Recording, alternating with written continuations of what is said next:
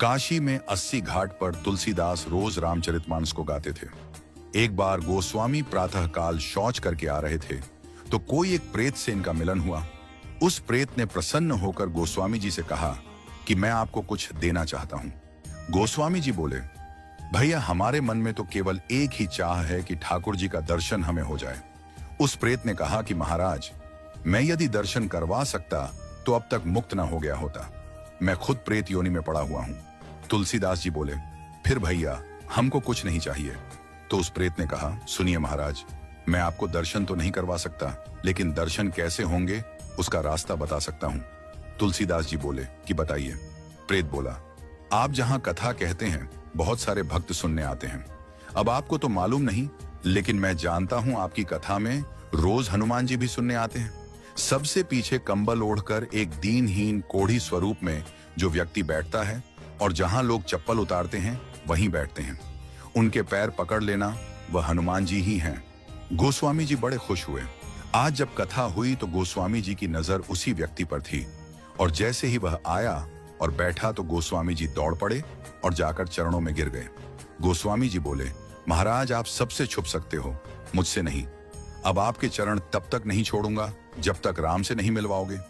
ये कहा तो हनुमान जी दिव्य स्वरूप में प्रकट हो गए। तुलसीदास जी बोले, कृपा करके राम से मिलवा दो, अब और कोई अभिलाषा नहीं है।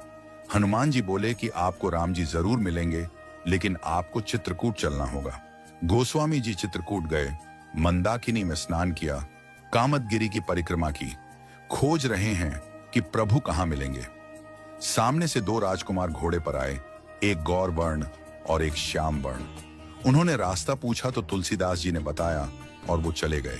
फिर हनुमान जी प्रकट हुए और बोले, अभी जो राजकुमार घोड़े पर थे वही तो राम और लक्ष्मण थे।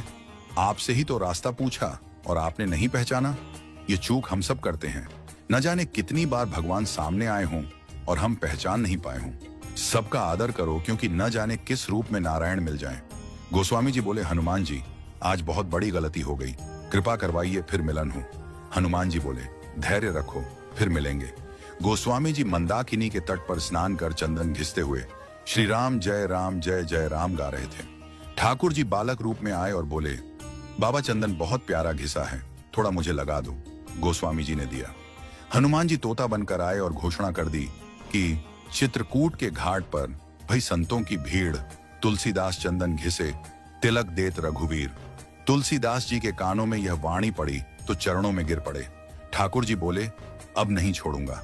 प्रभु दिव्य रूप में प्रकट हुए और अंतर्ध्यान हो गए। वह